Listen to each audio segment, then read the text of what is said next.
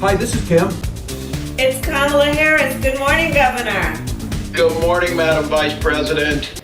Listen, I want you to do this with me. Let's do this together. Would you be my running mate and let's get this thing on the road? I would be honored, Madam Vice President. The joy that you're bringing back to the country, the enthusiasm that's out there, it'll be a privilege to take this with you across the country. Well, there you have it. Kamala Harris picking Tim Walz, Minnesota governor, to be the vice presidential running mate, not Illinois Governor J.B. Pritzker. Welcome in Illinois in Focus Daily. I'm Greg Bishop. Thanks for being with us each and every weekday morning here with America's Talking Network. Be sure to like, subscribe, and hit that notification bell and join us as we break down things you need to know to get your day going. Of course, a lot of speculation as to who Harris's VP pick was going to be. You had questions of 6, 7, or 8 different people who were being considered. And J.B. Pritzker was on that list for several weeks. Now, all of this happening rapidly, of course, after last month, following the conclusion of the Republican National Convention, where Republicans made it official that Trump was the presidential pick and J.D. Vance the vice presidential pick. That following Sunday, President Joe Biden announced that he was not going to seek re-election. And then he subsequently endorsed Kamala Harris. And then the race was on for who was going to be her VP pick. All of this going to be made official at the Democratic National Convention later on this month in Chicago. On the 19th, it begins, and the Center Square will be there on the ground to cover all of this. But clearly, you've got a lot of questions as to the policy decisions that a Harris-Walz administration would bring about, and will they have to answer for questions of their moderation? Are they too liberal for the United States? How do they answer to the Biden-Harris administration's economic policies that have led to, high inflation, questions about recession, looking at the volatility of the stock market right now, and all of these things compounding, plus the border situation and more. These are obviously policy discussions that are going to be had in the public, either through debates or questions with media. But clearly, what is it now? Less than 90 days before the November 5th general election. So a lot of things happening here. Governor J.B. Pritzker asked about this yesterday at an unrelated event. And of course, he was being considered. He was being vetted, but he wasn't the pick. Instead, it was Tim Walz. Here's the governor. Not sorry at all about the fact that we have a terrific Midwestern governor in Tim Walz that's been chosen. And I'm going to go out and support him and the ticket and Kamala Harris every day. I think there are 90 days left as of today in the election, and we have to beat Donald Trump. He is a kind and decent human being. Tim Walz cares deeply about the work that he does and every person that he interacts with.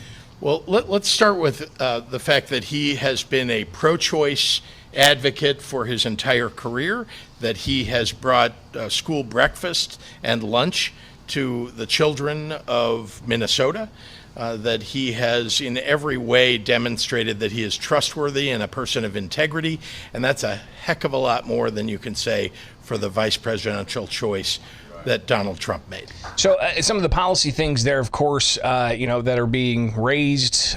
You've got Pritzker talking about, feeding kids in schools. But others are going to point to Walz being among the strictest with the COVID-19 lockdowns. You can also point to some of the more liberal policies that Illinois has in place, that Minnesota has in place as well. And that includes allowing for driver's licenses for non-citizen migrants, putting certain types of feminine hygiene products into boys' bathrooms in elementary school and middle school, and a variety of other things that don't necessarily show somebody that's in the middle of the political spectrum, but more further left. And are those the types of things that are going to be discussed during this campaign?